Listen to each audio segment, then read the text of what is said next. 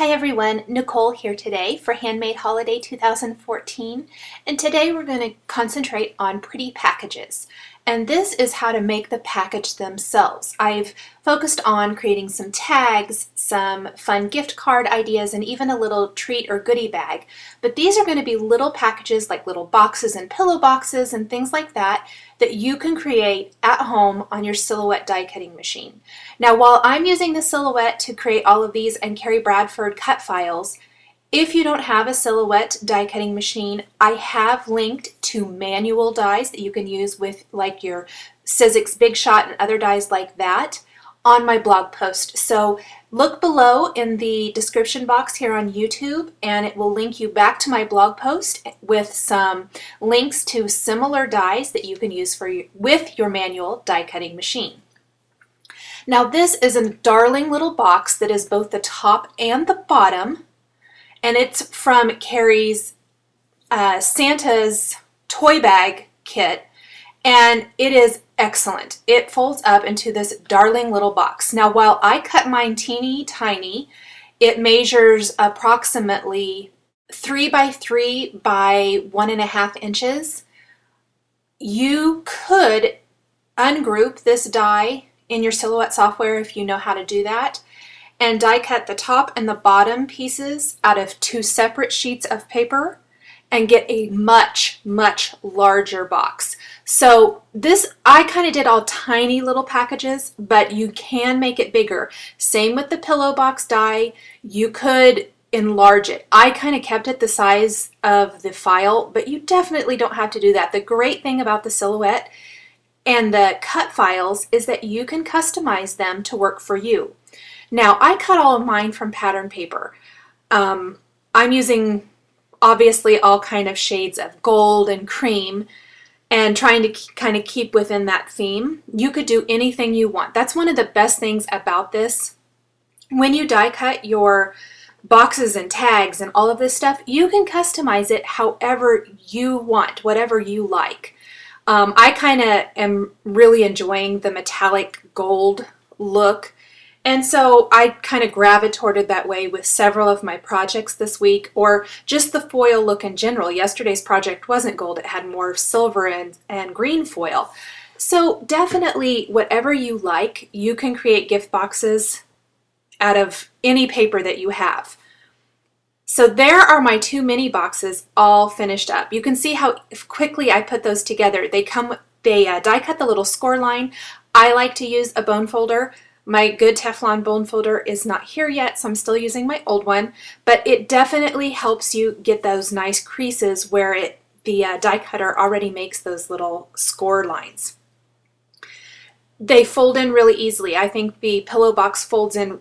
It looks like it's not going to fold, I always think, and I think this with any pillow box, but it ends up folding really, really nicely. So again, very easy. I did 2 of these, and the pillow box actually measures, I'm going to measure it right now. You can hear the bells, I apologize. It's 5 inches in length by approximately 3 inches wide. And then the depth is probably at the widest point 2 inches. So quite a bit of room in this. You could definitely do something maybe a little bit bigger in this. And like I said, I die cut it fairly small. You could fill an entire sheet of 12 by 12 cardstock and make it a much bigger pillow box. So keep that in mind. Very, very fun. Lastly, this is not exactly a package, but I saw the cutest idea on Pinterest where they used something similar to this. This is Carrie's petal envelope, and they put a really cute frosted sugar cookie inside and packaged it up like this, and I thought, how darling is that? You could also use this for a gift card or something like that. You would definitely not have to put a cookie inside. My thinking kind of when I made this was wouldn't that be cute if you did put a cookie inside, and maybe you give it to your mailman or your neighbor, or just give it to somebody. And I'm just showing you a couple different ways to fold it. You could fold them, alternating so that it shuts on its own, or I am actually going to hold mine closed with a little wrap, which I'll put together here in a little bit. Once I have all 5 of my packages die cut and put together, I am ready to embellish them. And this bow is actually from Carrie's Santa's Toy Shop kit as well. I die cut it from some gold foil paper. I love this bow. You've probably seen tons of bows. Maybe you even have seen or have a manual die that does this. What is so awesome again about this? You can cut this any size you need. The great thing about Silhouette die cuts is you can definitely customize them. I use glue dots to hold mine together. I am using the My Favorite Things Christmas labels and tags stamp set, and then the coordinating label and tag die. And this is really, really simple. These I did in just a couple minutes. I die cut the tags and labels from My Favorite Things whipped cream cardstock. I like it because it's a little creamier, not so stark white. So I thought it went with the packages I had made. I die cut some I'm using Terracotta ink from Sukaneko, which is the Golden Glitz. I love their gold and their silver ink. They are fabulous for metallic stamping. No embossing needed, nothing like that. I'm simply stamping each of these whipped cream die cut tags and labels with the ink and the coordinating dies that match, and I immediately have a whole set of tags. You could stamp these, die cut them, and then stamp them in all kinds of colors and have them ready to pop onto packages. You don't have to do anything extra if you don't want to. These are so simple, and they are very, very nice. I love them. I think they look so pretty. Look how nice that looks on that package. Now, I am dressing up my packages quite a bit. I kind of started to talk about this a minute ago with ribbon and labels and tags and all of this stuff. If you are super pressed for time, Carrie has pre-made designs. In the pillow box kit, you can go ahead and print some pillow boxes that already have a pattern on them. You do the print and cut feature where you print on your printer first and then you cut, and maybe you just pop a bow on it and it's good to go. And you have some great customized packaging, but definitely not quite as much work as these. I have to admit, these went together really fast. All of these were done in less than an hour, and that includes the die cutting. I did all my die cutting first. Like I've mentioned throughout this series, I did everything very assembly line style. I had pulled out my paper, pulled out a whole bunch of embellishments in these colors, laid them on my work table. Then I did all the die cutting, and then I put all of them together, and now I'm embellishing all of them. And I kind of laid out I guess I did all the stamping and the die cutting of the tags. Then I laid out either ribbons or bells and the little clips and a tag or a label with each box or package, and then I just went to putting them together. That's it. For this one, I wrapped some sequin trim, I can't even speak, I guess, and some ribbon around a pillow box, and I tied it at one of the long ends, and then I tied a little gold May Arts twine around there, and I actually broke it the first time I did it, so don't pull too hard. Just a little FYI. And oh, there's where I broke it. So here I'm going to do it again. I had to completely cut it off and do it again. And I'm threading on a couple of gold jingle bells. I bought a huge package of these from Simon Says Stamp, and I've actually bought it like last year maybe. I think it was last year. I didn't really do anything with them, and I'm addicted to using them on everything this year. This is going to be the second project this week that you'll see jingle bells on, and actually tomorrow's will have them too. But I think they add a really fun touch. They're musical. They're just really fun, and with the silver and gold, they really coordinate with the projects I'm sharing this week. So I tied them to that, clipped a label onto one of the ribbons, and I'm done. Those cute little clips are gold, so they match. Those are from Doodlebug. Doodlebug has those little mini clothespins in every color of the rainbow, which is fabulous. I love Doodlebug. So those little gold clips work well for this. Now this little box, I'm going to be putting that bow on the top, and really you could just leave it with that. I decided to use one of the little circle tags. I did tie on a couple of the small gold jingle bells. I'm going to knot those on there so they don't slide too much.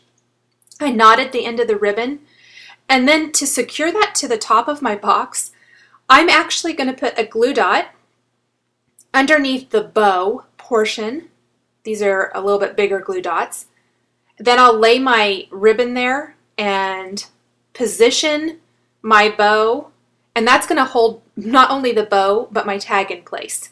So very easy. I took the lid off so I could really press that tightly, and that box is done.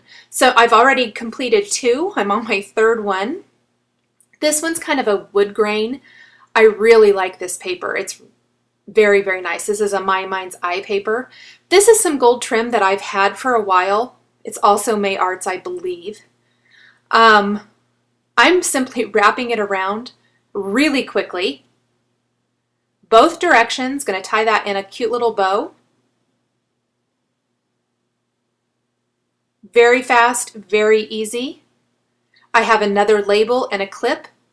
Simply going to clip that to the ribbon, and that's my 3rd package already finished. So as you can see, they go together really fast, and you can customize them so easily for whatever colors you want to be doing. Now for my petal envelope, I did die cut a snowflake from the Santa's Toy Box kit. I cut that from some gold foil paper, and I'm using one of the tags here where I'm just threading on a little gold twine. And then I'll use a button. I have a large gold button. I've had it in my stash forever. I have no idea where it's from. And it will work perfectly to secure that in place. Now I did tie a little burlap around my envelope, and I'm holding it in place with one hand, and then I'll pull out. I kind of laid everything out to make sure it was going to fit. I will pull out my envelope, and then I already have some string threaded through a needle, and I'm going to secure the button, the snowflake, and that burlap wrap together this way. And I'm just going to sew it on very easily. This will secure it. That way, all you have to do is slide that wrap off of the package, and then you can see what's inside. No tearing. It could be reused, especially if your recipient is somebody who maybe likes that kind of thing. They could definitely reuse this that way. You can remove the tag and add a new tag and use this again. Once I have that secured, I can replace my wrap right around that petal envelope. Just snip my end of my string. Oh, I am going to just place my tag right over that button. It'll hold it in place. Replace that over the petal envelope, and there is my 4th package, all finished, ready to go.